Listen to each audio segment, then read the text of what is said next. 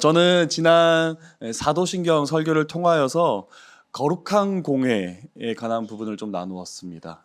거룩한 공회를 믿는 공동체가 바로 우리 교회 교회 공동체인데 이 거룩한 공회를 믿는다라는 것은 우리가 왜 또 교회 어떤 부분을 믿는 사람들인가에 대해서 고백하는 부분이다라고 말씀을 드렸습니다.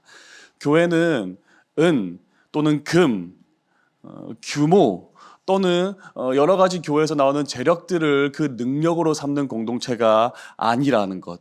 오히려 거룩함이라는 것을 그 능력으로 삼아 세상 가운데 존재해야 한다라는 것이 거룩한 공교회를 믿사오며라는 그 고백에 담겨 있는 것이고요. 교회는 완벽한 사람들의 모임이 아니라 오늘 저와 같은, 그리고 죄송하지만 여러분과 같은 한없이 부족하고 상처 입은 사람들로 이루어진 공동체임을 인정하는 것이고, 그리고 그런 부족한 자들을 갈라치고 또 멀리하기보다는 반드시 서로 하나됨을 위하여 노력하는 공동체가 되는 것이 바로 교회의 정체성임을 사도신경은 거룩한 공회를 믿사오며라는 짧은 고백을 통해 고백하고자 했던 것입니다.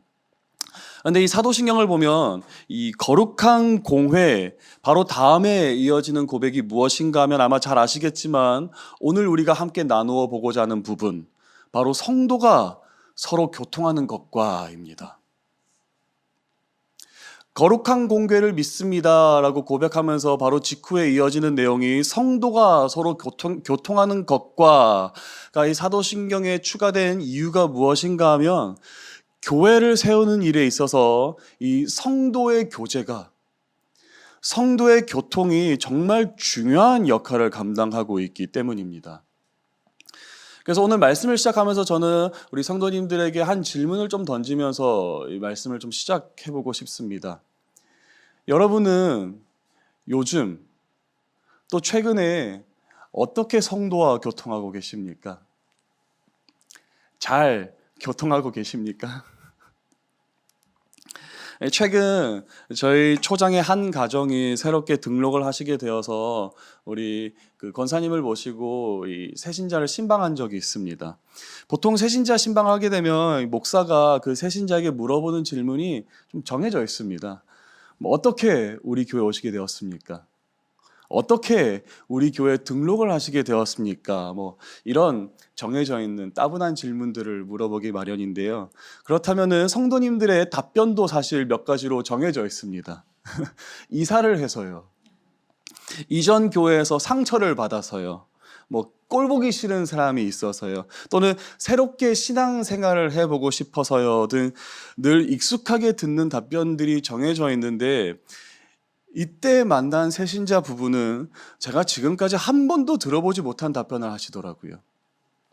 어떻게 우리 교회 오시게 되었습니까? 라고 묻자 그 부부가 뭐라고 했냐면 어떤 집사님이 제게 인사를 해줘서요. 사실 이분은 등록을 두고 꽤 오랫동안 고민을 하시면서 우리 교회 출석만 몇 개월 하셨던 성도님이신데 어느 날 예배를 마치고 집으로 돌아가려고 할 때 생전 처음 보는 집사님이, 한 번도 보지 못한 이 처음 보는 집사님이 그분을 보며 생긋 웃으면서 안녕하세요 라고 인사를 건네어 주셨다라는 것입니다. 근데 이 작은 인사가 마음에 아주 큰 변화를 불러일으킵니다. 그전까지는 높은 뜻 푸는 교회는 그저 낯설기만 하고 익숙지 못했던 내 교회가 아닌 니네 교회였을 뿐인데 그 집사님의 따뜻한 인사 한마디로 높은 뜻 푸른 교회는 바로 그 자리에서 니네 교회가 아닌 우리 교회, 내 교회가 되어버리고 만 것입니다. 너무 멋진 이야기 아닙니까? 여러분, 그렇게 먼저 인사를 건네주신 분이 누군가라고 또 제가 살펴봤더니 더 멋진 이야기가 바로 우리 교회 초장 한 목자님이셨던 것입니다. 우리는 그냥 지나가다가 눈 마주쳐서 따뜻한 미소를 지으며 인사했을 뿐이고 예배 시간 때 오늘 윤주원 목사님도 날씨가 추우니까 옆 사람 손을 꼭 잡아주시면서 사랑한다, 축복하라라고 하니 그러면 저도 축복합니다, 사랑합니다라고 따뜻하게 말 한마디 건넸을 뿐인데 누군가에게는 그 작은 인사와 관심이 꼭 필요한 한마디였던 것입니다. 참 듣고 싶었던 한마디였다라는 거예요. 그래서 지난주에 이어 오늘 설교에서도 다시 한번 우리 교회 표어를 좀 봤으면 좋겠습니다. 올해 우리 교회 표어도 친밀한 사귐이 있는 공동체인데 어떠십니까? 2025년 한 해 동안 친밀한 사귐이 있는 공동체를 위해 힘쓰셨습니까?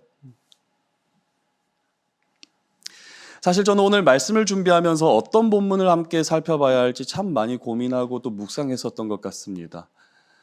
정석대로라면 성도가 서로 교통하는 것과에 관한 주제는 사도행전 2장 말씀, 이 초대교회의 모습을 살펴보는 것이 맞습니다.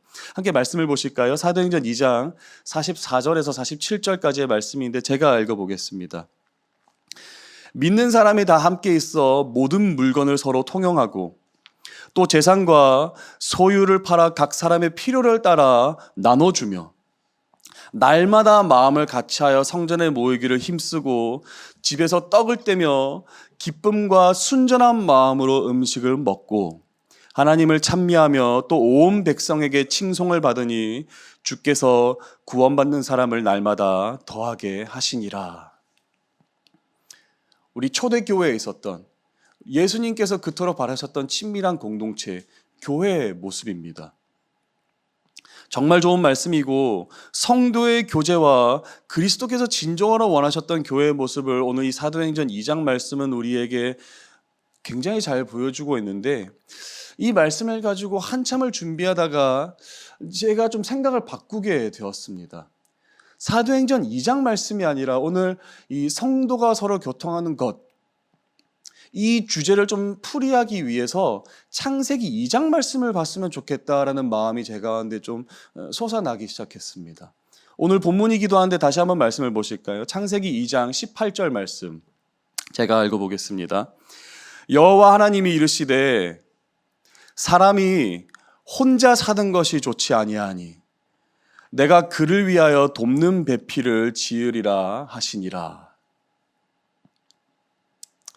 창세기 2장은 하나님께서 성경에서 처음으로 보시기에 좋지 아니하다라는 말씀하신 부분이 나옵니다. 사실 천지를 창조하시면서부터 하나님께서는 이 모든 것을 바라보시며 심히 좋았더라, 보기에 좋았더라, 완벽하다, 부족함이 없다, 더 이상 바꿀 것이 없다라고 자화자찬하시면서 너무 좋다라고만 말씀하셨는데 하나님은 과연 무엇을 보셨기 때문에 갑자기 보시기에 좋지 아니하다라고 말씀하셨던 것일까요? 바로 사람이 혼자 사는 것을 보곤, 사람이 혼자 있는 것을 보곤 보시기에 좋지 않다라고 말씀하셨던 것입니다. 여러분 가만히 생각해 봤으면 좋겠습니다. 아담이 정말 혼자 있었습니까? 아담이 정말 외로운 가운데 있었습니까? 사실 생각해 보면 아담은 혼자 있지 않았습니다. 먼저 따져보자면 아담에겐 에덴 동산의 말로 도저히 표현치 못할 아름다운 경치와 자연도 있었습니다. 혹시 자연 좋아하십니까? 요즘 사회적으로 러닝이 굉장히 유행하는데 많은 사람들이 러닝하는 이유를 살펴보면 건강을 위해서 하는 것도 있겠지만 또한 달리면서 내 눈으로 직접 바라보는 아름다운 경치가, 그 자연이 주는 만족감이 있기 때문에 그토록 러닝에 열광하는 것이다라고도 볼 수 있겠습니다. 아담에겐 그 아름다운 경치와 자연이 있었다라는 거예요. 또 아담이 절대 혼자가 아니었던 이유가 무엇이었는가 하면 아담에겐 그가 손수 하나하나 이름 지으며 돌보아준 동물들이 있었습니다. 혹시 동물 좋아하십니까? 여러분, 동물이 인간에게 주는 감동은 절대 작지 않습니다. 하루를 마치고 피곤한 몸을 이끌고 집으로 퇴근하면 사춘기 지나는 애들도 맞아주지 않고 때로는 배우자도 맞아주지 않지만은 집에서 키우는 개는 늘 새로운 마음으로 일관성 있게 흥분돼 꼬리를 흔들면서 제 주인을 맞아주는 것을 보면은 분명히 동물이 이 개 한 마리가 사람에게 주는 감동이 절대 작지 않다라는 것입니다. 아마 개 키우는 분들은 아실 것입니다. 아담은 절대 혼자 있지 않았습니다. 뿐만 아니라 가장 크게 아담이 절대 혼자 있었다라고 볼 수 없는 이유가 무엇인가 하면, 여러분, 아담에겐 하나님이 계셨어요. 여러분, 상상이나 되십니까? 하나님이 계셨다라는 거예요. 인류에게 죄가 들어와 하나님과의 관계가 완전히 단절되기 전에 하나님과의 완벽한 관계를 아담은 있었다라는 것입니다. 하나님과 대면하는 자였고, 그 에덴 동산에서 하나님과 함께 거니는 자였고, 친구와 친구가 서로 얼굴을 맞대고 농담하며 이야기하듯 그 허물없는 깊은 관계를 아담은 하나님과 맺고 있었음에도 불구하고 오늘 하나님께서는 아담을 바라보시며 무엇이라고 말씀하셨는가 하면, 사람은 혼자 사는 것이 좋지 아니하니 라고 말씀하셨다라는 거예요.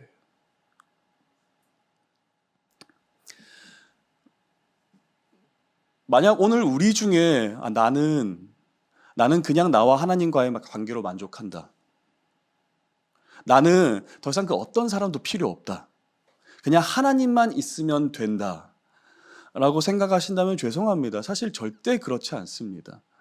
왜냐하면 하나님은 그리스도인들이 스스로 사람으로부터 고립하여 관계를 포기한 채 혼자 살아가는 것을 보시기에 좋지 아니하다라고 이미 성경에서 말씀하셨던 것뿐만 아니라 창세기 가장 첫 번째 책에서부터 우리에게 말씀하셨기 때문입니다. 그래서 예수님의 인생을 살펴봐도 예수님은 그의 평생을 사람과 함께 하셨습니다. 완벽하고 실수가 없고 흠없는 사람들이 아니라, 어제는 분명 내가 죽기까지 당신을 따르겠습니다 라고 고백했지만 오늘은 그 어린 여자의 앞에서 당신을 3번이나 부인하고 욕하고 얼굴에 침 뱉었던 그 모지리와 같은 자들과 함께 우리 주님께서는 함께 식사하시고 웃으시고 자리하셨더라는 것입니다. 성경에서 요한복음 13장은 상당히 의미 있는 장이라고 볼 수 있는 게 예수님의 유언이 담겨 있는 책이기 때문에 그렇습니다. 이제 예수님은 불과 몇 시간 후면 로마 병사들에게 잡혀 골고다 언덕을 올라 십자가라는 비참한 죽음을 맞이하게 될 것이고, 그 사실을 우리 주님은 이미 너무나도 잘 알고 계셨습니다. 하나님의 뜻을 이루기 위해 견뎌야 하는 죽음이 전혀 두렵지는 않았지만 내 사랑하는 제자들에게 3년간 동고동락한, 내 목숨을 주어도 아깝지 않는 그 제자들에게, 내 자식과 같은 제자들에게 남겨주고 싶은 말이 너무나도 많았기 때문에 본인에게 시간이 얼마 남지 않았다는 사실을 매우 안타까워하셨을 것 같습니다. 그래서 예수님은 자기가 정말 하고 싶은 말을 고르고 또 골라서 생각에 생각을 거듭하고 자신의 생각을 정리하고 또 정리하여서 결국 그 사랑하는 제자들에게 그 얼마 남지 않은 짧은 시간에게 하셨던 말씀이 무엇이었는지 아십니까? 바로 요한복음 13장 34절 35절 말씀입니다. 제가 읽어보겠습니다. 새 계명을 너희에게 주노니 서로 사랑하라. 내가 너희를 사랑한 것 같이 너희도 서로 사랑하라. 근데 저는 이 다음 절이 더 중요하다고 생각해요. 너희가 서로 사랑하면 이로써 모든 사람이 너희가 내 제자인 줄 알리라. 너희가 서로 사랑하면 이로써 모든 사람이 너희가 내 제자인 줄 알리라. 하나님은 왜 성도가 서로 교통하기를 원하실까요? 예수님은 왜 죽음을 코앞에 두고서도 하셨던 말씀이 서로 사랑하라, 내가 너희를 사랑한 것 같이 너희도 서로 사랑하라 였을까요? 바로 사람과 사람이 서로 사랑하기 시작할 때 세상이 그리스도를 보게 될 것이기 때문입니다. 그리스도인에게 주어진 가장 강력한 복음의 수단은 바로 사랑이었던 것입니다. 사랑이 없으면 천사의 말을 할지라도 그것은 울리는 꽹과리밖에 되지 않으며, 사랑이 없으면 산을 옮길 만한 모든 믿음이 내게 있을지라도 이는 무의미할 뿐이며, 사랑이 없으면 내가 내게 있는 모든 것으로 구제하고 또 내 몸을 불사르게 내어줄지라도 아무런 유익이 없습니다. 그래서 예수님도 말씀하시기를 제단에서 예배를 드리기 전에 혹 형제에게 원망 들을 만한 일이 있다면 먼저 형제와 화목을 이루고 사랑을 회복하라라고 가르치셨던 것이며, 우리 믿음의 선배들도 사도신경을 집필할 때 굳이 거룩한 공회를 믿습니다라는 고백 직후 성도가 서로 교통하는 것과를 삽입했던 것은 우리 주님께서 주인 되시며 그토록 기뻐하시는 거룩한 교회는 바로 성도가 서로 뜨겁게 사랑하며 친밀한 사귐을 이루는 공동체이기 때문에 그렇습니다.